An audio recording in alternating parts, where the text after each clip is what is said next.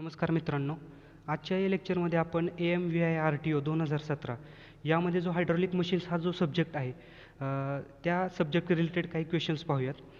Total 10 questions विचारले गेले होते आणि ह्या 10 क्वेश्चन्सचं आपण ॲनालिसिस करूयात. ठीक आहे.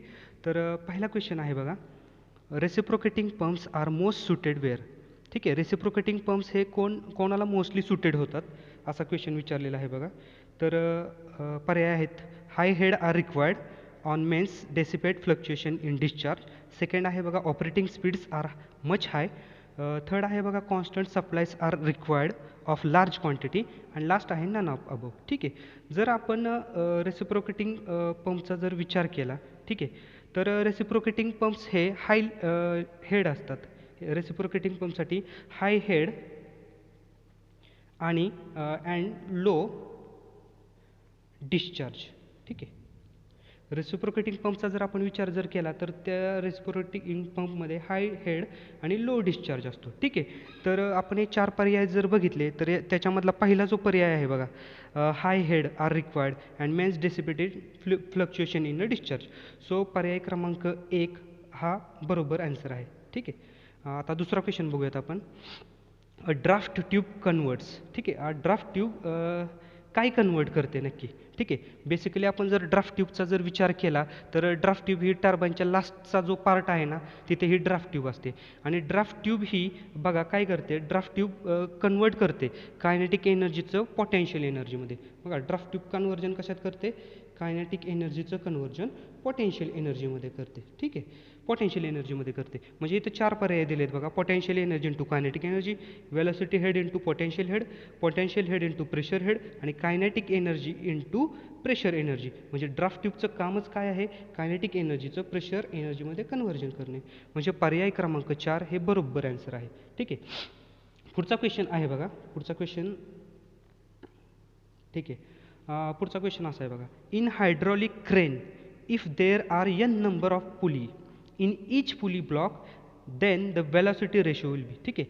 तर आपल्याला काय विचारलं, एक हायड्रॉलिक क्रेन आहे की ज्याचं n नंबर ऑफ पुलीज आहेत, तर वेलॉसिटी रेशो किती असेल असा क्वेश्चन विचारलेले. 4 पर्याय दिलेले आहेत बघा, n, 2n, n divided by 2 आणि नन ऑफ द अबो. ठीक आहे. असे 4 पर्याय आपल्याला दिलेले आहेत.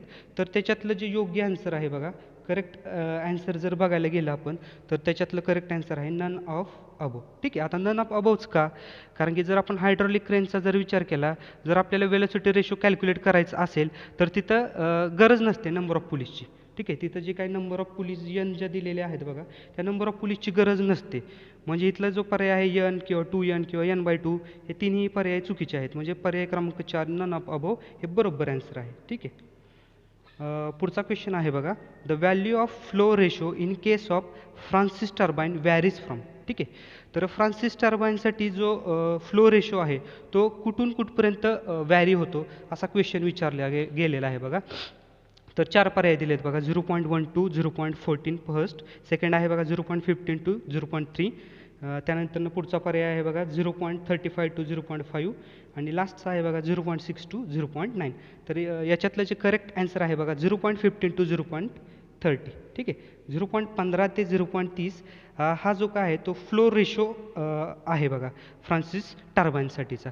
जर आपल्याला बघा फ्रान्सिस टर्बाईनसाठी 0.15, 15 टू 0.30 हा फ्लो रेशो आहे. जर आपल्याला स्पीड रेशो फ्रान्सिस टर्बाईनचा विचारला असता, बघा स्पीड रेशो जर आपल्याला विचारला असता, क्वेश्चन तुम्हाला स्पीड रेशोच्या रिलेटेड पण विचारला जाऊ शकतो.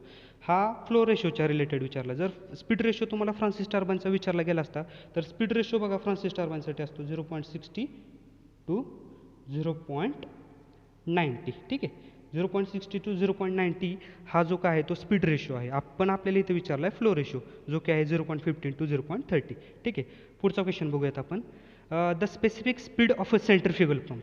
ठीक आहे. तर आपल्याला सेंट्रिफ्युगल पंपचं स्पेसिफिक स्पीड विचारलं गेलेलं आहे. ठीक आहे. तर 4 पर्याय आहेत बघा, पहिला n into square root of q divided by h, second आहे n into square root of h divided by q, third आहे n into h raise to 3 divided by 4 divided by square root of Q आणि सगळ्यात लास्टचा जो पर्याय आहे बघा none of the above.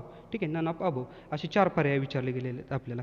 तर याच्यातलं जे करेक्ट जे आन्सर आहे बघा, करेक्ट जे आन्सर आहे ते पर्याय क्रमांक 4 आहे, नन ऑफ द अबो. ठीक आहे, आता हे नन ऑफ अबोच का आन्सर आहे, कारण की जर आपण स्पेसिफिक स्पीडचा जर विचार केला सेंट्रिफ्युगल पंपचा, तर स्पेसिफिक स्पीडचा जो फॉर्म्युला आहे तो असा आहे बघा, एन इंटू एन म्हणजे स्पीड आहे बघा, into square root of Q divided by H bracket raise to 3 divided by 4.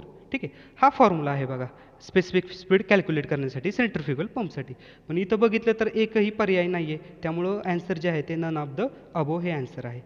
ठीक आहे, पुढचा क्वेश्चन बघूयात आपण.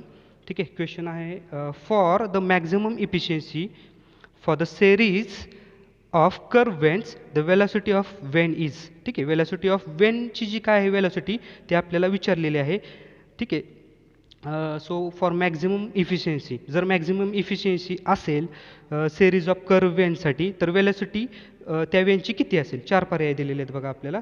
तर पर्याय पहिला आहे बघा equal to the jet velocity, second आहे 75% of the jet velocity, then third 50% of the jet velocity आणि लास्टचा आहे 33% ऑफ द जेट वेलॉसिटी. ठीक आहे, असे 4 पर्याय दिलेले आहेत आपल्याला. जर आपण विचार केला वेलॉसिटीचा, वेलॉसिटी ऑफ द वेनचा जर विचार केला, तर ही जी वेलॉसिटी आहे बघा, त्या वेलॉसिटीचा फॉर्म्युला आहे V is equals to U divided by 2. ठीक आहे, जर आपण इथं विचार केला तर हे कसं लिहू शकतो आपण 1 डिवायडेड बाय 2 इंटू यू. जर आपण मॅक्झिमम इफिशियन्सी जर आपल्याला पाहिजे असेल तर इथं तुम्हाला दिसतंय बघा 1 डिवायडेड बाय 2 म्हणजे मॅक्झिमम आपल्याला 1 डिवायडेड बाय 2 म्हणजे किती रे, 1 डिवायडेड बाय 2 मॅक्झिमम आपल्याला 1 डिवायडेड बाय 2 जर केलं ते पर्सेंटेजमध्ये जर काढायचं म्हटलं तर ते आपल्याला 50% येईल. 1 डिवायडेड बाय 2 पर्सेंटेजमध्ये काढायचं म्हटलं तर आपल्याला 4 पर्याय दिले होते, तर त्याच्यातला 50% ऑफ द जेट वेलॉसिटी हा करेक्ट आन्सर आहे. ठीक आहे, हे कसं आलं तर V equals to U divided by 2, तर यू डिवायडेड बाय 2 आपण लिहू शकतो 1 डिवायडेड बाय 2 इंटू यू. ठीक आहे, आता 1 डिवायडेड बाय 2 जर पर्सेंटेजमध्ये आपल्याला काढायचं म्हटलं तर ते येतं 50%. So correct answer 50% of the jet velocity. ठीक आहे, पुढचा क्वेश्चन आहे बघा, in a pump there is. ठीक आहे, in a pump there is 4 पर्याय आहेत, accelerating flow, decelerating flow, either of above आणि लास्टचा पर्याय आहे बघा नन ऑफ द अबो. ठीक आहे, असे 4 पर्याय आहे. जर आपण पंपचा जर विचार केला, पंप काय करतं बघा, पंप काय करतं, पंप प्रेशर जे काय आहे, प्रेशर एनर्जी, ठीक आहे, प्रेशर वाढवतं. कोणाचं प्रेशर वाढवतं, तर जे काय फ्लूड आहे, ठीक आहे, जे फ्लूड आहे त्या फ्लूडचं प्रेशर वाढवण्याचं काम कोण करतो, पंप करतो. ठीक आहे, प्रेशर वाढलं, प्रेशर वाढतं म्हणजे त्या फ्लूडची जी काही वेलॉसिटी आहे ना ती वेलॉसिटी डिक्रीज होते, कमी होते. ठीक आहे, जर आपण वेलॉसिटी डिक्रीज होते असं म्हणतोय तर डिस्चार्जचा फॉर्म्युला आपल्याला माहिती आहे, discharge is equal to area into velocity असते. ठीक आहे, म्हणजेच थोडक्यात काय, discharge is directly proportional to velocity, discharge is directly proportional to velocity.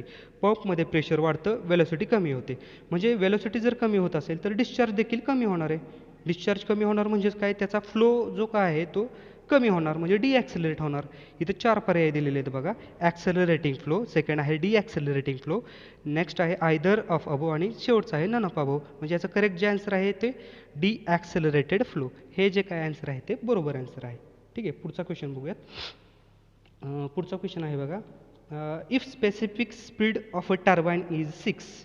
ठीक आहे, if specific speed of the turbine should be is 6 then the turbine should be. जर specific speed 6 असेल एखाद्या टर्बाईनचं तर तो कोणता टर्बाईन असेल असा क्वेश्चन विचारला गेलेला आहे. पहिला आहे बघा फ्रान्सिस, दुसरा आहे कपलान, तिसरा आहे पेल्टन व्हील आणि सगळ्यात शेवटी आहे थॉम्सन. ठीक आहे, तर आपण जर फ्रान्सिस टर्बाईनचा जर विचार केला, पहिला जर फ्रान्सिस टर्बाईन जर बघितला तर फ्रान्सिस टर्बाईनचं जे स्पेसिफिक स्पीड असतं ते 60 टू 300 असतं बघा, 60 टू 300 RPM असतं. ठीक आहे, त्यानंतर आपण कपलान टर्बाईनचा जर विचार केला, कपलान सेकंड, तर कपलान टर्बाईनचं जे स्पीड असतं ते 300 टू 1000 RPM पर्यंत असतं बघा, 1000 RPM पर्यंत असतं. ठीक आहे, पुढं जर पेल्टनचा जर आपण विचार केला, पेल्टन व्हीलचा, ठीक आहे, पेल्टन व्हीलचं जे स्पेसिफिक स्पीड असतं ते 4 टू 16 असतं, 4 टू 16 RPM असतं. आणि सगळ्यात शेवटी थॉम्सनचा जर विचार केला तर थॉम्सनचं देखील जवळपास 300 RPM टू 1000 असतं. ठीक आहे, 1000 RPM असतं. तर इथं आपल्याला काय विचारलं आहे, specific speed of turbine is 6 असेल तर ह्या खालीलपैकी कोणतं तो टर्बाईन असेल. तर आपण इथं जर बघितलं तर पेल्टनमध्ये 4 to 16 आहे, म्हणजे ह्याचं करेक्ट जे आन्सर आहे ते पेल्टन व्हील आहे. ठीक आहे, पर्याय क्रमांक 3. पुढचा क्वेश्चन बघूयात आपण. The function of which of the following hydraulic device is analogous. ठीक आहे, is analogous to the flywheel of reciprocating engine and electrical storage battery. ठीक आहे, आता ह्याच्यात काय विचारलं आहे, द फंक्शन असं काही फंक्शन आहे खालीलपैकी एक 4 पर्याय दिलेले आहेत. तर त्या 4 पर्यायापैकी असं ते 4 पर्याय कोणाला ॲनालॉगस आहेत. 4 पैकी एक पर्याय कोणाला ॲनालॉगस आहे की त्याच्यामध्ये फ्लायव्हील ऑफ रेसिप्रोकेटिंग इंजिनचं पण काम करतो आणि त्याच्यासारखं पण काम करतो आणि इलेक्ट्रिकल स्टोरेज बॅटरीसारखं पण काम करतो, असे आपल्याला क्वेश्चन विचारलेले आहे. पहिला आहे बघा हायड्रॉलिक रॅम्प, दुसरा आहे हायड्रॉलिक ॲक्युम्युलेटर, तिसरा आहे हायड्रॉलिक इन्सेंटिफायर आणि सगळ्यात शेवटी आहे कॉम्बिनेशन ऑफ ऑल. असे 4 पर्याय दिलेले आहेत. ठीक आहे, जर आपण त्याचा विचार जर केला, फ्लायव्हील आपल्याला माहिती आहे एनर्जी स्टोअर करतं, स्टोअरिंग डिव्हाइस आहे, आणि बॅटरी पण काय करते, इलेक्ट्रिकल एनर्जी जी काय आहे ती स्टोअर करते. ठीक आहे, म्हणजे ह्याच्यात 4 पर्याय जर बघितले आपण तर हायड्रॉलिक ॲक्युम्युलेटर. ठीक आहे, हायड्रॉलिक जो ॲक्युम्युलेटर आहे बघा, म्हणजे पर्याय क्रमांक 2 हा त्याच्याशी ॲनालॉगस लागतो आहे. So correct answer is hydraulic accumulator. ठीक आहे, सगळ्यात शेवटचा क्वेश्चन आहे बघा. Solenoid valve is a valve. ठीक आहे, सॉलिनॉइड वॉल हा कोणत्या प्रकारचा वॉल आहे, नक्की त्याचं फंक्शन काय आहे असं त्यांनी विचारले. पहिला पर्याय आहे बघा प्रेशर कंट्रोल वॉल, सेकंड आहे डायरेक्शन कंट्रोल वॉल, तिसरा आहे फ्लो कंट्रोल वॉल आणि सगळ्यात शेवटचा पर्याय आहे नन ऑफ अबव. ठीक आहे, तर सॉलिनॉइड वॉल जर आपण पाहायला गेले तर सॉलिनॉइड वॉलचं बेसिक जे फंक्शन आहे तर ते बेसिक फंक्शन असतं बघा फ्लो कंट्रोल करणे. ठीक आहे, फ्लोचा जो काही कंट्रोल आहे तो करणे हे काम सॉलिनॉइड वॉलचं असतं. म्हणजे याच्यातला करेक्ट जे आन्सर आहे ते फ्लो कंट्रोल वॉल हे करेक्ट आन्सर आहे. ठीक आहे, थँक्यू. व्हिडिओ आवडला असेल तर नक्की शेअर, लाईक करा आणि सबस्क्राईब देखील चॅनेल करा.